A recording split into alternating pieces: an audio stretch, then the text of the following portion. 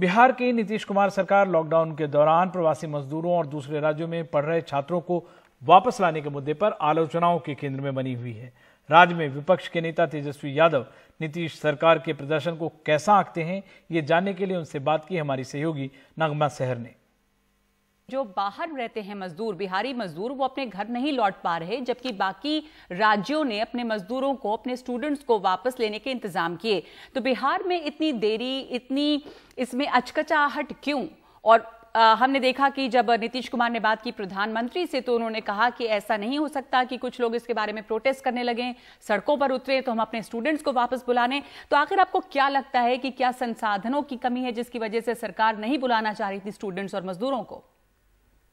देखिए नगमा जी, सबसे पहले तो मैं आपके चैनल के माध्यम से जो भी कोरोना के योद्धाएं हैं, जो डॉक्टर्स हैं या स्वास्थ्य कर्मी हैं, पुलिस के लोग हैं, सब्जी, फल, दूध जो सप्लाई कर रहे हैं, जो दे रहे हैं लोगों को, और जितने भी एसेंशियल सर्विसेज कर रहे हैं, उनको हम सलाम करते हैं, उनको हम कोटि कोटि धन्यवाद देते हैं। बिल्कुल, धन्यवाद आप। और सबसे पहले आपने जो सवाल पूछा, जहाँ तक आपने देखा होगा कि बिहार सरकार का जो आंकड़ा है, लगभग 25 लाख से भी ज़्यादा जो माइग्रेंट मजदूर हैं वो बिहार के बाहर हैं, जो प्रवासी हैं, जो इनकी श्रमवीर हैं, जो खून मेहनत से अपने पसीने से कमाते हैं और काम के लिए दूसरे राज्य जाते हैं, तो वो फंसे हुए हैं।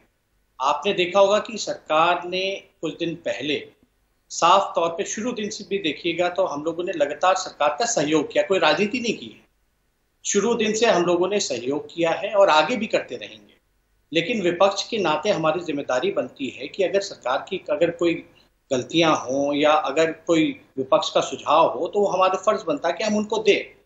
ये सरकार, जहां तक आपने देखा होगा, शुरू दिन से ही नीतीश कुमार जी पहले मुख्यमंत्री हैं जिन्होंने सबसे पहले ट्वीट करके धन्यवाद दिया था कि यात्राएं जितनी हैं, चाहे ट्रेन से, बस सेवाएं जो भी रोकी गई या हवाई जहाज से जो रोकी गई, उन्होंने ट्वीट करके धन्यवाद दिया। फिर अभी कुछ दिन पहले उन्होंने फिर धन्यवाद दिया कि इन सेवाओं को खोलने के लिए आपको धन्यवाद देते हैं केंद्र सरकार को। लेकिन आप देखिएगा, जो बात विपक्ष शुरू दिन से ही कहता रहा है कि वही काम जो है सरकार जो है वो उनको मानना पड़ रहा है, वो कर रही है। लेकिन जो मजदूर जो फंसे हुए हैं, अगर यही काम अगर 1 महीने पहले हो जाता, अप्रैल के मिड अप्रैल से हम लोग लगातार जो है इसका आवाज उठा रहे हैं, और ये जब से शुरू हुआ है तब इसलिए शुरू हुआ क्योंकि आपने देखा होगा कि गुजरात की सरकार ने उत्तराखंड में फंसे हुए अपने यात्रियों को किस प्रकार से जो है लाने का काम किया, यूपी की सरकार हो।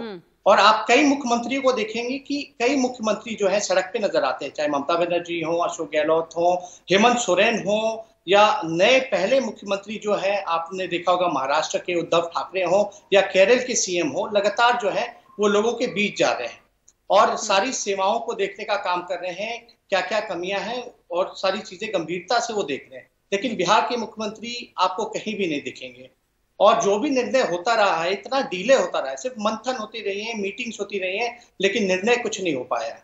सरकार की इच्छा शक्ति पे सवाल उठता है। आइसोलेशन सेंटर्स की क्या हालत है? व्यवस्था में देखिएगा, व्यवस्था में फेल, राशन पहुंचाने में फेल, आप जो है सेंटर्स बनाने में फेल, आइसोलेशन सेंटर्स में, या आप देखिएगा जो टेस्टिंग का है, जो मात्राएं जो टेस्टिंग की होनी चाहिए, आपके पास जो है डॉक्टर्स के पास प्रॉपर पीपीई किट्स नहीं है, बिहार में मास्क नहीं है, सैनिटाइजर की कमी है। आप देखिएगा डबल इंजन की सरकार है, एक भी वेंटिलेटर बिहार को नहीं दिया गया, और आप देखिएगा टेस्ट जिस हिसाब से होने चाहिए उस हिसाब से नहीं हो रहे। पूरी तरीके से राज्य सरकार जो है खाना पूर्ति करने का काम कर रही है, और जो डाटा जो दे रही है राज्य सरकार, उस पर हमको विश्वास नहीं है। अब जब प्रवासियों को जब मंजूरी मिल गई, पहले तो नियम का बहाना देते थे, फिर सुशील मोदी जी ऐसे उप मुख्यमंत्री हैं जिन्होंने कह दिया कि संसाधन नहीं, 15 साल आप लोग राज किए और आप कहते हो संसाधन नहीं है, बस नहीं है, मात्र 600 बस है। तो एक विपक्ष के नाते हम लोगों ने सहयोग किया कि भाई हम लोगों से जितना बल पड़ता, आखिर विपक्ष का आप सहयोग लीजिए। आप जो है, हमने 2000 बस का ऑफर किया, चलो ठीक है, वो नहीं लेना, ट्रेन का टिकट भी मजदूर खुद खरीदेंगे। और दूसरे की, जिस तरह आपने टेस्टिंग की बात की, अस्पतालों की बदहाली की बात की, आइसोलेशन सेंटर्स की बात की, क्या मिस हैंडलिंग हुई है सरकार द्वारा? देखिए, इच्छा शक्ति है ही नहीं, इनको काम नहीं करना, सेवा नहीं करना, बस आप जानती हैं जोर तोड़ करके इनको बस बिहार का मुख्यमंत्री बनना है, जनादेश का अपमान करो।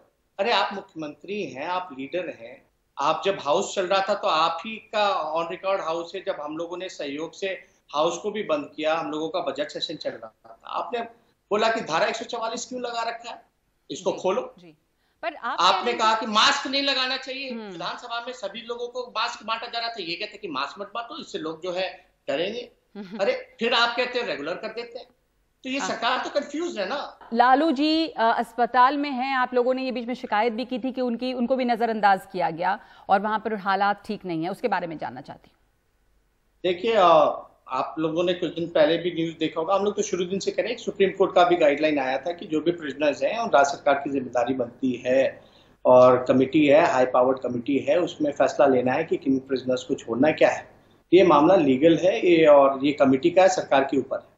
लेकिन एक परिवार के होने के नाते हम सब लोग जानते हैं कि रिम्स जो अस्पताल है, रांची का सबसे बड़ा अस्पताल है, वहीं कोरोना पेशेंट्स को भी रखा गया है, वहीं लालू जी भी बगल के वार्ड में है।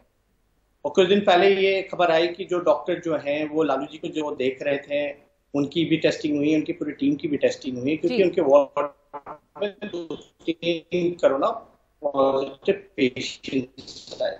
तो उम्र को देखते हुए, हेल्थ को देखते हुए लालू जी को जो है कम से कम घर आने की अनुमति मिलनी चाहिए थी, पैरोल मिलना चाहिए था। और बाकी वो जो सरकार का निर्णय है, जो कमेटी है उसका निर्णय, इस पे तो हम ज्यादा कुछ नहीं कहेंगे।